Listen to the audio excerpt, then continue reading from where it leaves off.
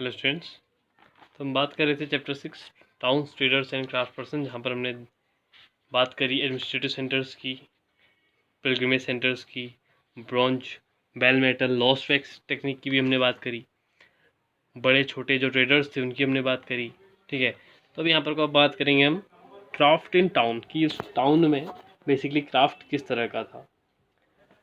तो यहाँ पर कहता है the craft person of Bidar were so famed for their inlay work in copper and silver that it came to be called बीदरी। अभी बीदर कहाँ है? बीदर के बारे में थोड़ा सा मैं आपको अगर बता दूं यहाँ पे, तो बेसिकली जो एक बहमनी डायनेस्टी थी 1347 में, बहमनी डायनेस्टी 1347 में, जिसका फाउंडर आपका अबुल हसन था। ठीक है, अबुल हसन मुजफ्फर अलाउद्दीन बहमन शाह, अगर हम पूरी बात करें तो पूरा नाम की बात करें तो इसने बहमनी राजवंश की स्थापना की। ठीक है, फाउंडेशन डाली बहमनी डायनेस्टी की। बट हुआ क्या, धीरे धीरे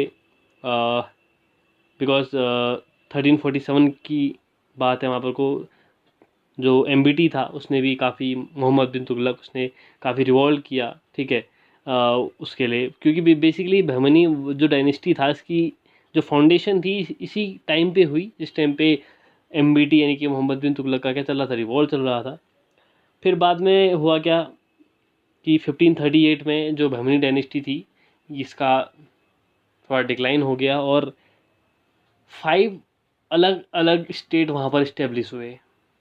ठीक है, बहमनी बेसिकली अगर हम बात करें तो जो हम 2 स्टेट पढ़ते हैं अभी, यहाँ पर को आगे आएंगे भी विजयनगर के बारे में। ठीक है, तो मैं आपको इसको मैप में दिखाऊंगा कहाँ पर को ये है। बेसिकली थोड़ा सा अगर समझें तो यहाँ पर से अगर ये पूरा साउथ वाला पोर्शन है, यहाँ पर को गोवा वाला पोर्शन अगर मैं यहाँ पर को दिखा दूँ तो बेसिकली यहाँ से ऊपर का हिस्सा, ठीक है, ये वाला हिस्सा पूरा बहमनी डायनेस्टी थी, नीचे विजयनगर था। और यही आपका बाद में 1538 में बहमनी डायनेस्टी डिक्लाइन हो गई और 5 अलग अलग डायनेस्टी यहाँ पर इस्टेब्लिश हुई। तो वहीं पर को एक था बीदर। ठीक है, तो बरीद शाही स्टेट था, बीदर का ही बरीद शाही स्टेट था। तो उसी बीदर की यहाँ पर को बात हो रही है। तो बीदर के जो क्राफ्ट पर्सन्स थे, ठीक है, वो जो काम करते थे इनले वर्क, ठीक है, वो जो जिसको हम जड़ाई का काम कहते हैं, ठीक है, उस तरह का, कॉपर और सिल्वर का। ठीक है, तो उसी के नाम से वो इतने फेम हो गया था उनका, इतने फेमस हो चुके थे कि उस क्राफ्टिंग को ही क्या नाम पड़ गया, बीदरी नाम मिल गया। ठीक है, दीपांचाल्स और Vishwakarma community consisting of goldsmiths, bronzesmith, blacksmith, masons and carpenters were essential to the building of temples. They also played an important role in the construction of palaces, big buildings, tanks and reservoirs.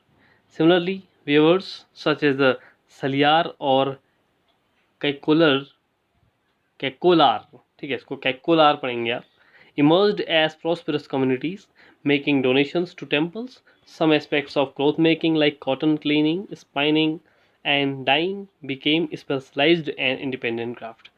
तो basically इसमें जो आपके पांचाल, जिनको हम विश्वकर्मा भी कहते हैं, ठीक है, ऐसे कम्युनिटीज़ थे कम्युनिटी जिसमें आपके गोल्ड स्मिथ, ठीक है, सुनार जिनको हम कहते हैं, ठीक है, ऐसी मैसन्स हैं, कारपेंटर्स हैं, ब्रॉन्ज स्मिथ्स हैं, ब्लैक स्मिथ हैं।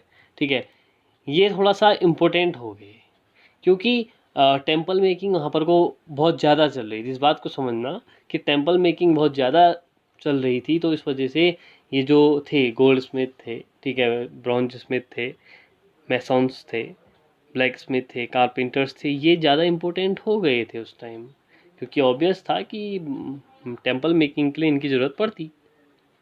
और इसके अलावा अगर हम कुछ बात करें और, तो पैलेसेस, बिल्डिंग्स, रिजर्वायर, ठीक है, इसमें भी ये इनका इम्पोर्टेंट रोल होता था। ठीक है, और अगर सिमिलरली सालियार थे, कैकोलार थे, ये भी आपके काफ़ी, आप कह सकते हो कि प्रॉस्परस कम्युनिटी बन के सामने आए और इतने प्रॉस्पेरस बन चुके थे कि मंदिरों को डोनेट भी दे दिया करते, डोनेशन देते थे, ठीक है, दान दक्षिणा जिसको हम कहते हैं। तो दे यूज टू डोनेट टेम्पल्स, ठीक है, तो टेम्पल्स में डोनेशन देते थे, सोना चांदी एवरीथिंग, ठीक है। इतने बड़े, कहने का मतलब है कि ये क्राफ्ट पर्सन्स इतने बड़े ट्रेडर्स बन गए थे कि टेम्पल्स में डोनेशन देना शुरू कर दिया था। और अगर क्लोथ की बात करें तो उसके भी, उससे रिलेटेड भी काफ़ी काम थे क्लोथ मेकिंग से, जैसे कॉटन को साफ़ करने के लिए, ठीक है, क्लीनिंग कॉटन, और यहाँ पर कहता भी है ये, ठीक है, जैसे कॉटन क्लीनिंग है, स्पिनिंग है, डाइंग है, तो ये भी काफ़ी इंडिपेंडेंट क्राफ्ट हो गए थे उस टाइम पे।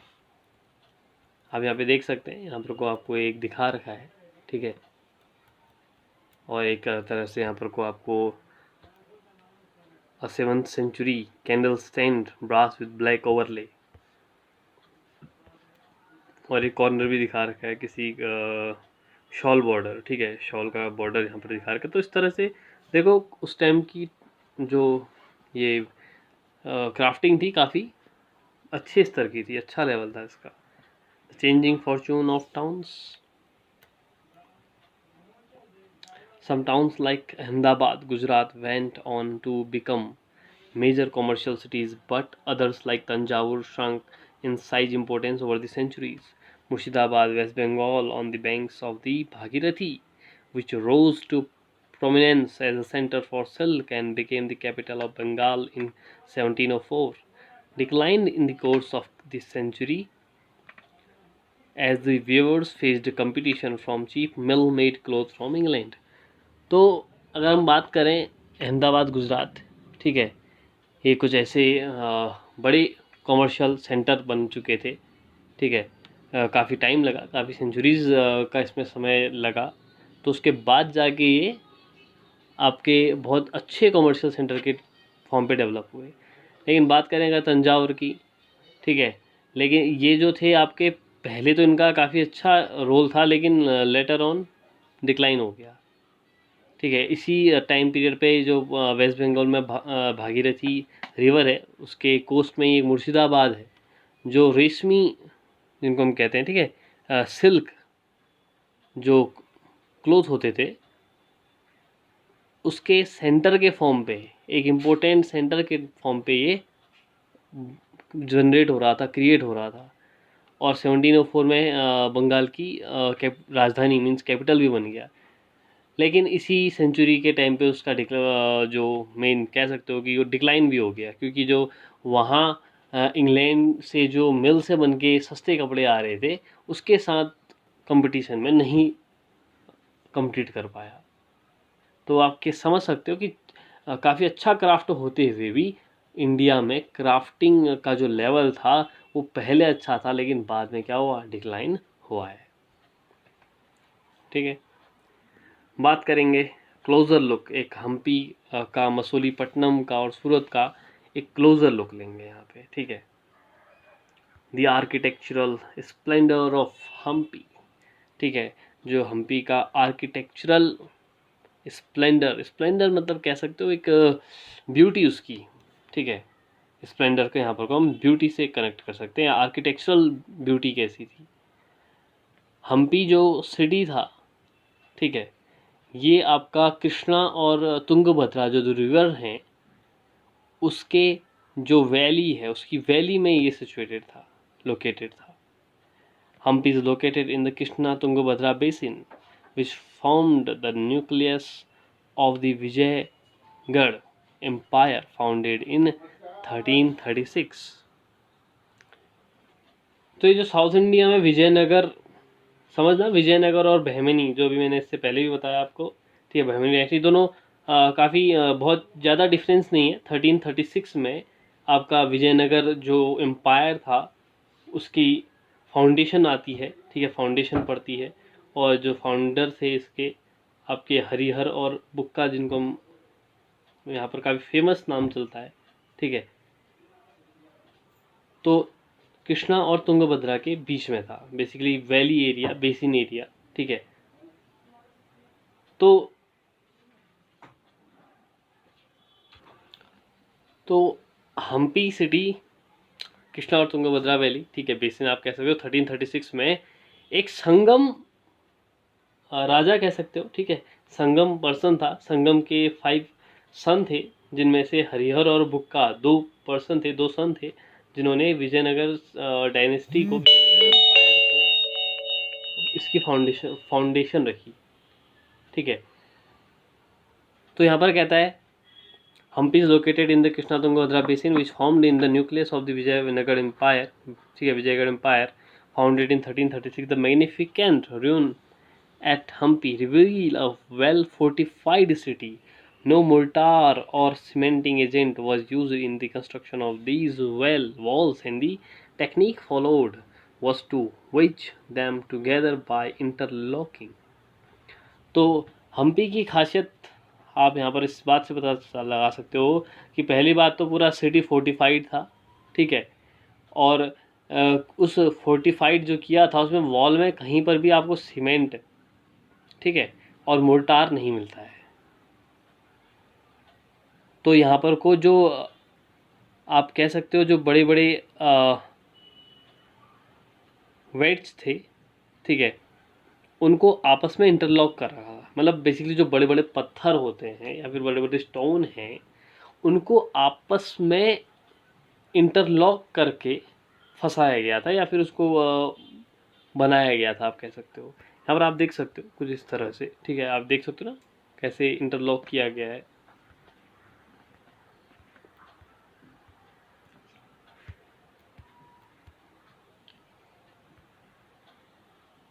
देखो डोमिंगो पेस, ठीक है, डोमिंगो पेस इसने यहाँ पर को बता भी रखा है। डोमिंगो पेस का नाम आप याद रखेंगे, डोमिंगो पाइस इसको वैसे कहते हैं, ठीक है, पुर्तगाली था, ठीक है, पुर्तगीज था, पुर्तगीज ट्रेवलर। 1515, ठीक है, 1515 एडी में आया था। उस टाइम पे कृष्णदेव राय, ठीक है, उस समय पर विजयनगर में कृष्णदेव राय रूलर थे, ठीक है। मैं आपको बाद में कंप्लीट लिस्ट बताऊंगा कि विजयनगर में कौन कौन से ट्रेवलर आए, ठीक है। निकोलो कोंटी आया, इटली का था, 1420 में आया। देवराय वन उस टाइम पे रूलर था। अब्दुल रज्जाक आया, फारस का था, 1442 में। देवराय सेकेंड उस टाइम पे रूलर था। ऐसी नूनीज आया, पुर्तगीज था, 1450 में।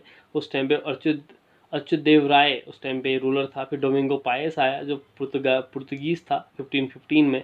उस टाइम पे कृष्णदेव राय रूलर था। एंड लास्ट बारबोसा, ये भी पुर्तगीज था, 1515-16 में आया, ठीक है, कृष्णदेव राय के ही टाइम पे। तो कृष्णदेव राय के टाइम पे 2 ट्रेवलर आए, डोमिंगो पायस आया और बारबोसा आया, दोनों पुर्तगीज थे, ठीक है। इस बात को याद रखेंगे, चाहे तो आप नोट भी कर सकते हैं। तो यहाँ पे कहता है this is how a Portuguese traveller Domingo Paes described Hampi in the 16th century. अब देखो डोमिंगो पायस ने कैसे इसको विजयनगर, अब मैंने कहा था ना जैसी सिटी होगी उसके बारे में तो वैसा ही लिखा जाएगा। अब यहाँ पे देखते हैं डोमिंगो पायस ने क्या लिखा है हम्पी के बारे में। अब इसने लिखा है कुछ इस तरह से कि at the entrance of the gate where those pass who come from Goa, this king has made within a very strong city fortified with walls and towers. These walls are not like those of other cities, but are made of very strong masonry, such as would be found in few other parts, and inside very beautiful rows of buildings made after their manner with flat roof. तो कहता है कि गोवा से अगर आप आओ तो जो एंट्रेंस गेट है वहाँ पर को काफ़ी फोर्टिफाइड सिटी है वो, ठीक है, काफ़ी सेफ फोर्टिफाइड सिटी है। और जो सिटीज़ हैं वहाँ की जैसी वॉल्स नहीं है, थोड़ा अलग वॉल्स हैं, ठीक है। बेसिकली काफ़ी जिसने बना रखा है तो एक स्ट्रॉन्ग मॉडल वहाँ पर को दिया है इस काम का, जो और एरिया में जो अदर प्लेसेस हैं वहाँ देखने को नहीं मिलता है। तो कहने का मतलब डोमिंगो पायस ने काफ़ी तारीफ करी है विजयनगर की।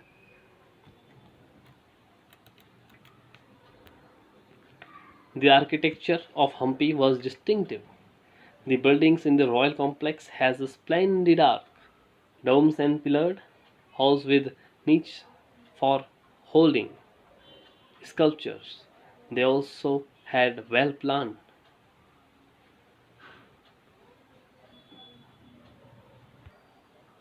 Okay, the architecture of Hampi was distinctive.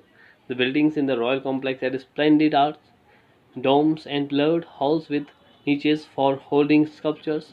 They also had well-planned orchard and pleasure gardens with sculpture motifs such as the lotus and corbels. In its heyday in the 15th-16th century, Hampi bustled with commercial and cultural activities. Muslim merchants, chettis, and agents of European traders such as the Portuguese thronged to the markets of Hampi. So what it says कि जो architectural जो हम्पी का है वो काफ़ी special है, distinctive है। वहाँ के जो रॉयल पैलेसेस हैं उसमें आपको डोम्स देखने को मिलेंगे, ठीक है, और पिलर्ड हॉल्स आपको देखने को मिलते हैं। और बेसिकली प्लान्ड आप वहाँ पर को गार्डन्स देख सकते हैं, जिसमें यहाँ पर को कहता भी है well planned orchard and pleasure gardens with sculpture motifs such as the lotus and corbels। ठीक है, जहाँ पर को लोटस और कॉर्बेल्स की शेप वाले आपको वहाँ पर को स्कल्पचर मिलता है। 15-16 सेंचुरी के अगर पास पे आप देखते हैं तो वहाँ पर को बिल्कुल कल्चरल एक्टिविटी और कॉमर्शियल एक्टिविटी काफ़ी दिखती है। और वहाँ पर को जो हम्पी के टाइम उस टाइम पे जो मार्केट्स में मूरे, ठीक है, मूर, जहाँ पर को मूरा कहते हैं उनको, ठीक है, यहाँ पर कहते हैं in this head is the 15th-16th century Hampi bustled with commercial and cultural activities. Muslim merchants, Chettiars and agents of European traders such as Portuguese थोंग द मार्केट्स ऑफ हम्पी। ठीक है, तो यहाँ पर को चेट्टीज और जो यूरोपियन ट्रेडर्स हैं पुर्तगीज़, तो वो वहाँ पर को ज़्यादा आप देख सकते हैं कि ज़्यादा वहाँ पर को चिट्टी और पुर्तगीज़ यूरोपियन ट्रेडर्स आपको वहाँ पर को ज़्यादा दिखते हैं। अभी हमने कहा ना कि कितने देखो पुर्तगीज़ कितने आए, 3 तो पुर्तगीज़ ही यहाँ पर को ट्रेवलर्स हैं, और एक इटली से है, दूसरा फारस से है। तो कहने का मतलब ये है कि इतना ज़्यादा आप कह सकते हो कि बिज़ी एरिया, बस्टल एरिया था, ठीक है। तो वहाँ पर को आपका यूरोपियंस भी आ रहे हैं, मुस्लिम्स भी आ रहे हैं, ठीक है, अरेबियंस कह सकते हो। तो एक टर्म आता है वहाँ पर को मूर, ठीक है, मूरा कहते थे, मूरा। मूरा बेसिकली जो मुस्लिम ट्रेडर्स होते थे उनके कलेक्टिव एक नेम यूज़ किया जाता था, कलेक्टिव नेम मूरा। मूरा मतलब होता था बेसिकली जो मुस्लिम ट्रेडर्स थे उनके लिए मूरा टर्म का यूज़ किया जाता था।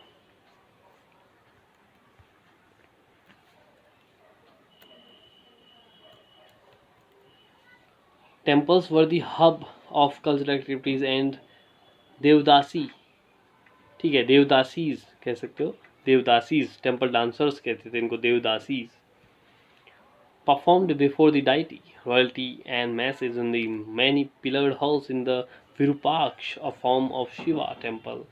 The Mahan Mahanavami, ठीक है, Mahanavami festival known today as Navratri in the south was one of the most important festivals celebrated at the Hampi.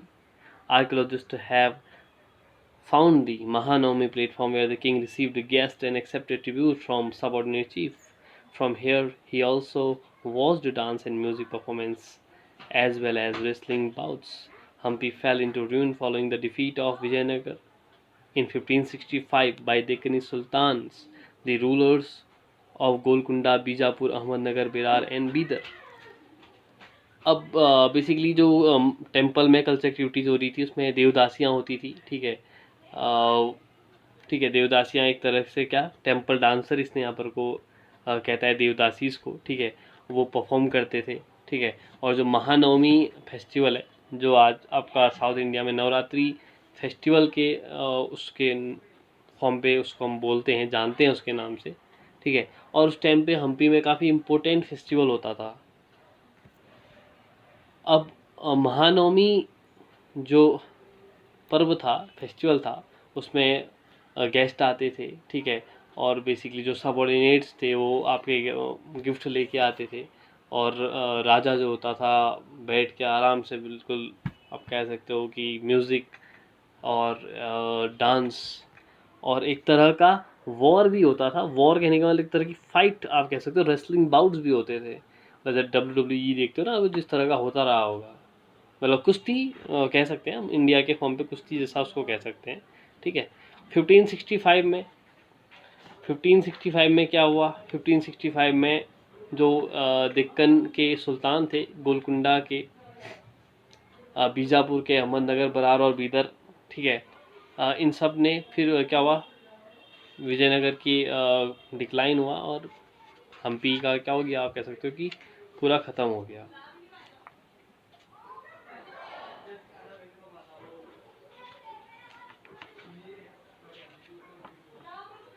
ठीक है, तो 1565 याद रखेंगे, वॉर ऑफ तालीकोटा, ठीक है, काफ़ी इम्पोर्टेंट वॉर है, ठीक है, Talikota war, war of Talikota या वॉर ऑफ बन्नी हट्टी भी इसको हम कहते हैं, जहाँ पर आपका जो विजयनगर एम्पायर था वो पूरा ही ख़त्म हो गया, डिक्लाइन ही हो गया, ठीक है। तो अभी काफ़ी सारी चीज़ें हैं, अगर हम इस विजयनगर के ही बारे में अगर देखें तो काफ़ी इम्पोर्टेंट चीज़ें हैं। तो याद रखेंगे बेसिकली इसको संगम डायनेस्टी भी कहते हैं, ठीक है, जो हरियर और बुक्का ने इस्टेब्लिश करी विजयनगर, ठीक है, 1336 में, और बाद में आप देखते हैं 1565 में विजयनगर जो डायनेस्टी थी वो पूरी ख़त्म हो गई। ऐसा नहीं है कि संगम डायनेस्टी के बाद संगम डायनेस्टी थी, उसके बाद उसी में फिर सलूब डायनेस्टी आती है, तुलुप डायनेस्टी आती है, अरविडू डायनेस्टी आती है, ठीक है, अलग अलग आती है, लेकिन जो विजयनगर एम्पायर था वो ख़त्म हो गया आपका 1565 में, ठीक है। एक तरह से फिर उसके बाद अलग अलग बने, ठीक है, सेपरेट सेपरेट, बट 1565 में जो war of Talikota, battle of Talikota जिसको हम कहते हैं, या बैटल ऑफ बन्नी हट्टी भी इसको हम कहते हैं, वहाँ पर को ये विजयनगर डायनेस्टी क्या हो गई, ख़त्म हो गई। किसने ख़त्म करी, आपका कह सकते हो गोलकुंडा, बीजापुर, अहमदनगर, बरार, बीदर, ठीक है। अब ये थे कहाँ, ये आपके ठीक इसके ऊपर थे, समझना। हाँ, ये जो गोवा वाला पोर्शन भी बात करी थी ना इसने, तो गोवा के ठीक ऊपर को चलता है बहमनी डायनेस्टी और गोवा के नीचे को चलता है विजयनगर। तो ऊपर नीचे थे तो लगे रहता था, ठीक है, बैटल वगैरह होते रहते थे। तो गेटवे टू दी वेस्ट सूरत, इसको हम नेक्स्ट टॉपिक वीडियो में कवर करेंगे, ओके। तो इसमें जो जो आपको इम्पोर्टेंट फैक्ट वगैरह थे उनको आप नोट कर लेंगे, ठीक है।